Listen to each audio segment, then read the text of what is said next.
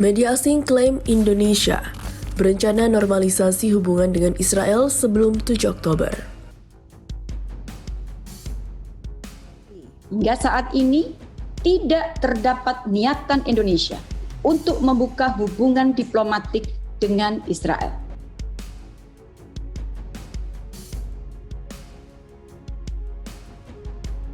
Sekali lagi, ini bukan hanya isu Muslim, bukan isu agama, tapi ini isu kebangsaan, kenegaraan, dan konstitusi. Ini adalah undang-undang kita yang mengatakan bahwa segala bentuk penjajahan di atas dunia ini harus dihapuskan.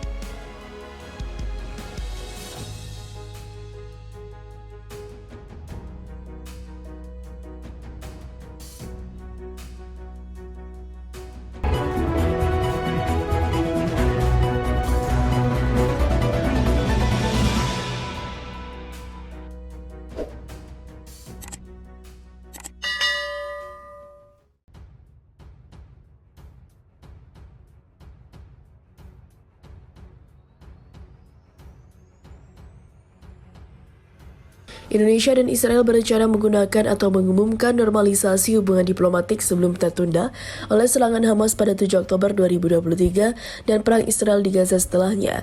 Media asing Jewish Insider melaporkan, media tersebut mengutip 3 sumber anonim yang terlibat dalam negosiasi.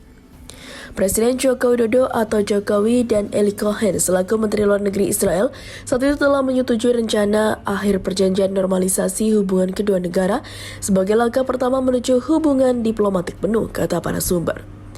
Negara Yahudi dan negara populasi Muslim terbesar di dunia berencana mengumumkan normalisasi hubungan pada Oktober 2023, namun mereka juga mempertimbangkan November saat Jokowi mengunjungi Gedung Putih di Washington DC, Amerika Serikat.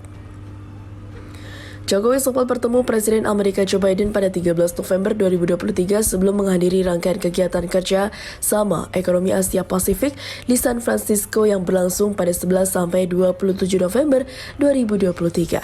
Saat itu mereka sepakat untuk meningkatkan hubungan bilateral dari kemitraan strategis menjadi kemitraan strategis komprehensif.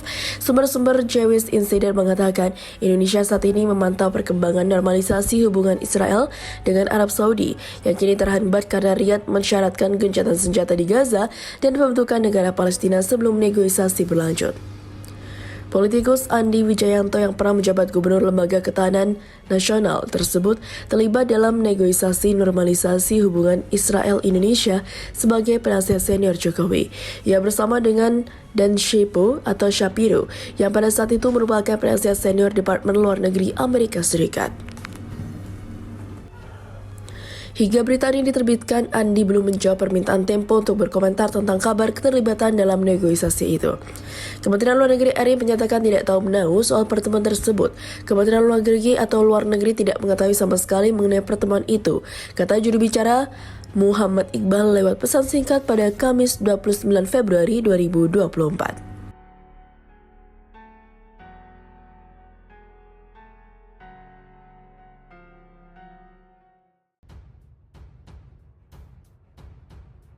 Militer Zionis Israel melakukan serangan balasan ke wilayah jalur Gaza, Palestina. Al Jazeera melaporkan rumah sakit Indonesia yang berlokasi di Gaza Utara menjadi sasaran serangan rudal Israel.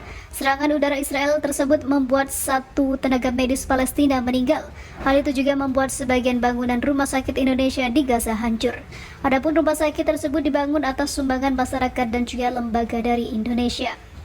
Sebelumnya, gerakan perlawanan Palestina yaitu Hamas pada Sabtu 7 Oktober 2023 dini hari melancarkan serangan militer mendadak terhadap Israel. Skala penyerangan yang masih berlangsung tidak sepenuhnya jelas. Middle East Eye melaporkan lebih dari 100 warga Israel terluka akibat tembakan roket. Media Palestina melaporkan bahwa pejuang Hamas telah menawan warga-warga Israel. Kepala Polisi Israel mengatakan ada 21 lokasi konfrontasi aktif di Israel Selatan dengan Hamas. Hal itu terjadi ketika pejuang perlawanan Palestina mulai bergerak maju menuju pemukiman Israel di sekitar jalur Gaza sebagai bagian dari operasi Badai Al-Aqsa. Pejuang perlawanan Palestina telah menembus permukiman Israel di dekat perbatasan Gaza. Kondisi itu memaksa sebagian warga Israel memilih lari menuju bandara sekitar. Hal itu terjadi setelah operasi militer kejutan besar-besaran yang dilancarkan oleh Hamas. Pemimpin Hamas, Ismail Haniyeh, mengatakan dalam sebuah pernyataan, perlawanan Palestina sedang dalam perjuangan heroik untuk mempertahankan Masjid Al-Aqsa. Rakyat Palestina yang kami miliki adalah pemberani dan pekerja keras. Mereka yang membebaskan dunia.